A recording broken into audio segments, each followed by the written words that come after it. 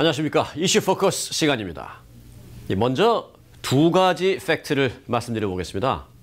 첫 번째, 국제사회에 강력한 대북 제재가 이행된다고 하는데 북한은 꿈틀대지도 않고 별 반응이 없습니다. 둘째, 국제사회 제재가 있다는데 정작 북한에는 명품백, 위스키 등 사치품들이 넘쳐나고 있습니다. 이건 도대체 무슨 일일까요? 네, 그 비밀은 바로 싱가포르였습니다. 싱가포르 대북 비밀 커넥션, 오늘의 이슈입니다.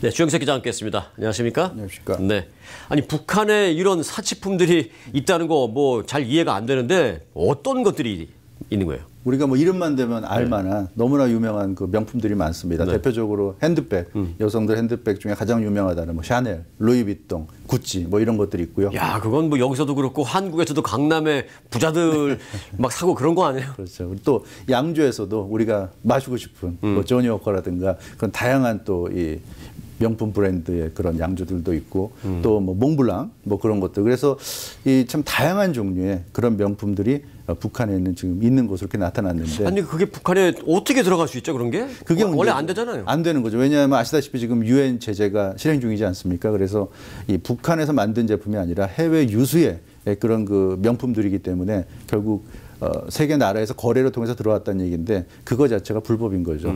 대북제재 위반인 겁니다. 분명한 대북제재 위반이죠. 그래서 그 부분이 좀 관심을 모으고 있습니다. 근데 그게 대북제재 위반인데 어떻게 들어갔을까요? 그 점이 사실은 그 관심의 대상인데 네. 누구나 다 중국이 아닐까 이렇게 의심했는데 그러게요. 이번 그 보도를 통해서 알게 된 것은 동남아의 또 허브 국가죠. 싱가포르인 것으로 드러나서 큰 또 논란의 대상이 되고 있습니다.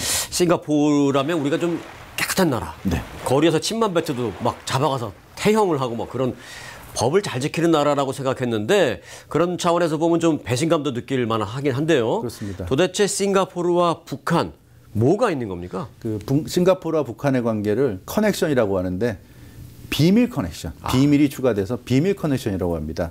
그럼 어떻게 어떤 방식을 통해서 그러면 해주는 거예요? 예, 우리가 쉽게 얘기하자면 범죄로 예를 들어 설명하자면 바로 이 중간에서 어떤 자금을 세탁해 준다거나 또 작물을 세탁해 준다거나 이제 그런 역할을 해주는 존재가 있지 않습니까? 그래서 어떤 고가의 물품을 훔쳤을 때 그것을 들키지 않고 현금화시키고 할 수 있는데 바로 그런 역할을 해주는 국가다 이렇게 생각하시면 될 것 같습니다. 그래서 법적으로 국제법상으로 지금 북한이 정상적인 거래를 할 수 없는데 그런 북한이 싱가포르가 대신 수입을 해서 네. 싱가포르 이름으로 수입을 해서 북한에다가 그렇습니다. 몰래 이 거래를 할 수 있도록 도와주는. 그래서 이 싱가포르가 사실상 중개를 해주는 거죠. 중간에서 뭐 러시아건 중국이건 그런 국가들과 북한이 거래하는데 북한의 존재가 드러나지 않도록 중간에서 중개 역할을 해주는 것이 바로 싱가포르다. 이렇게 생각하시면 될 것 같습니다. 근데 이게 처음이 아니죠? 그렇습니다. 뭐 몇 년 전에도 이런 비슷한 케이스가 있습니까? 꼭 아이템이 이게 아니더라도? 그렇죠. 네. 이번이 처음이라면 또 뭐 그럴 수도 있다고 생각할 수 있는데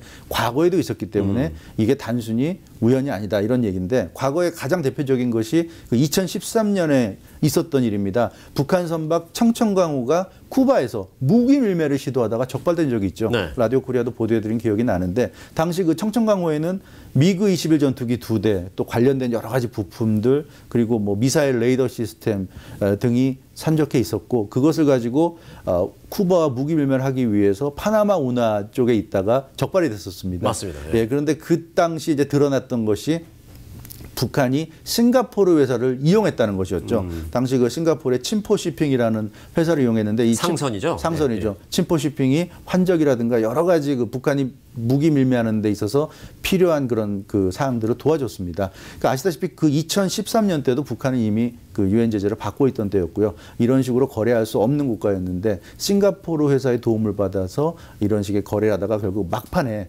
이 결정적인 순간에 덜미 잡히긴 했지만 그 당시에도 문제가 됐었고 그러나 이제 그때만 하더라도 혹시 일회성 해프닝이 아닐까 이제 그런 이제 생각도 했었는데 이번에 이런 그 싱가포르와 북한의 비밀 커넥션이 드러남으로써 그것이 뭐 어쩌다 있는 그런 해프닝이 아니라 이것이 뿌리가 깊은 이런 계속 지속되어 온 그런 북한과 싱가포르 간의 긴밀한 관계 이런 점이 좀 충격을 주고 있는 그런 상황입니다. 또 일각에서는 중국이 미국하고 좀 엇박자를 자꾸 내고 그러니까 중국만 잘 그 얘기를 해서 중국이 북한으로 가는 석유만 딱 끊어도 북한은 이제 말 들을 수밖에 없어라는 얘기를 하고 있는데 보면 또 그게 아닌 것 같아요. 왜냐하면 이게 뭐 러시아 쪽하고 싱가포르하고 또 석유를 다 주고받고 한다면서요? 그렇습니다. 이미 중국이 북한에 이제 파이프라인이 연결돼 있기 때문에 중국에서 이제 제공해주는 석유로 북한이 기본적인 생활들을 하고 있는데 그런 중국의 석유를 막는다면 결정적인 타격이 될 것이다. 이렇게 지금 미국도 기대를 하고 있는데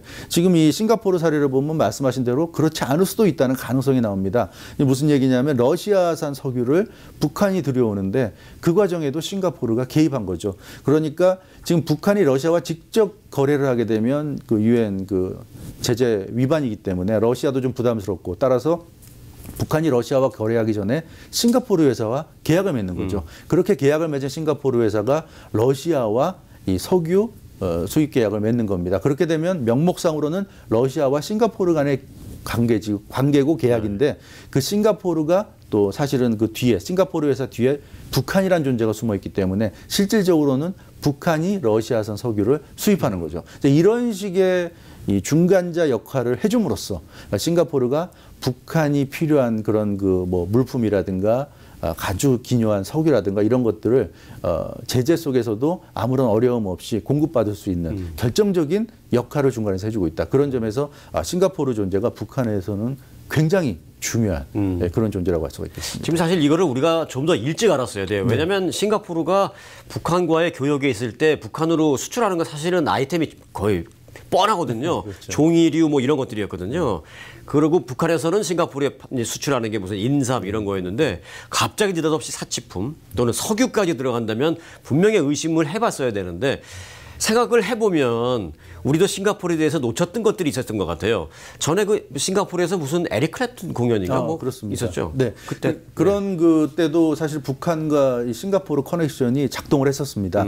지금 말씀하신 대로 그냥 스쳐 지나가듯이 넘어가서 그랬던 건데 지금 와서 들여다 보니까 북한 김정은의 친형 김정철이 있지 않습니까? 김정철이 에릭 클랩턴 같은 락스타 공연을 좋아하는데 자신의 그 일행 한 20여 명을 이끌고 싱가포르에 나타났죠. 2011년이었습니다. 당시 에릭 클랩턴이 싱가포르 공연할 때 나타나서 공연을 즐기고 갔는데 그때도 싱가포르가 상당한 편의를 봐줘서 사실 김정은의 친형이 싱가포르에 이렇게 많은 일행을 거느리고 나타났다고 한다면 그거 자체가 또 큰 뉴스가 될 수도 있었는데 어느 정도 나라 차원에서 이게 베네핏을 주고 않으면 불가능할 수밖에 없는 맞습니다. 일이거든요. 그래서 그런 식으로 북한의 소위 얘기하는 로열 패밀리죠. 로열 패밀리에 대한 관리까지도 싱가포르가 신경 써줌으로 해서 그만큼 북한도 싱가포르와는 믿고 거래할 수 있다. 이런 모습을 보여준 것이고 싱가포르도 북한에 대해서는 굉장한 그 편의를 제공함으로써 북한과 사실 전 세계적으로 볼 때 북한 편이 거의 없지 않습니까? 그러니까 북한에 몇 안 되는 편이라는 것을 보여줌으로써 많은 또 이득을 줬고요. 사실 이런 그 공연뿐만 아니라 김정은의 고모죠. 김경희 그리고 또 김양건 이런 그 최고위층 인물들이 아플 때 싱가포르에서 지병을 치료할 수 있는 이제 그런 과정에서도 싱가포르가 상당한 편의도 주고 또 혜택을 제공한 것으로 나타났기 때문에 이처럼 그 북한과 싱가포르의 관계라는 것이 우리가 단순하게 피상적으로 상상하는 이상으로 굉장히 긴밀하게 지금 얽혀 있다. 그런 차원에서 이 싱가포르와 북한 관계는 좀 주목을 해야 되는 관계다. 이렇게 말씀드릴 수 있겠습니다. 북한에 대한 이 제재가 좀 심하면 일각에서는 또 걱정도 해요.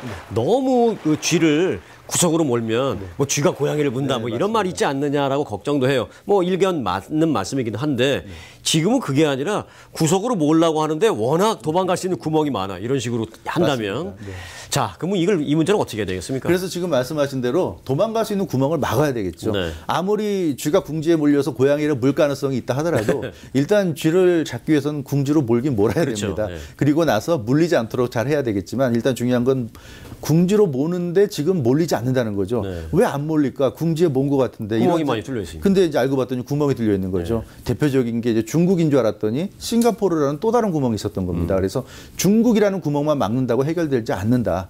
이렇게 숨겨져 있는 싱가포르 같은 구멍을 막아야 진정하게 북한이 궁지에 몰릴 수 있다. 그래서 어떻게 보면 그동안 이 대북 제재가 잘 효과를 발휘 못한 그런 면이 아쉽기도 하지만 그러나 지금이라도 우리가 그 비밀을 알았기 때문에 어떻게 보면 지금 이것이 또 새로운 기회가 될 수 있다는 네. 점. 그래서 막아야 될 구멍을 철저히 막는다면 그러니까 싱가포르에 대해서도 어떤 제재를 가한다거나 대책을 세워서 싱가포르를 확실하게 틀어막는다면 북한에 대한 제재 압박이 좀 더 효과를 얻을 수 있다. 그렇게 되면 북한 입장에서도 더 이상 빠져나갈 구멍이 없기 때문에 결국 그 미국과 대화 또 한국과의 대화 이런 대화의 장으로 나올 수밖에 없지 않느냐. 그런 차원에서 지금 이렇게 싱가포르 존재가 드러난 것은 지금 국면에서는 상당히 의미 있다. 이렇게 말씀드릴 수 있을 것 같습니다. 더 늦기 전에 대책을 세워야 되겠습니다. 그렇습니다. 네.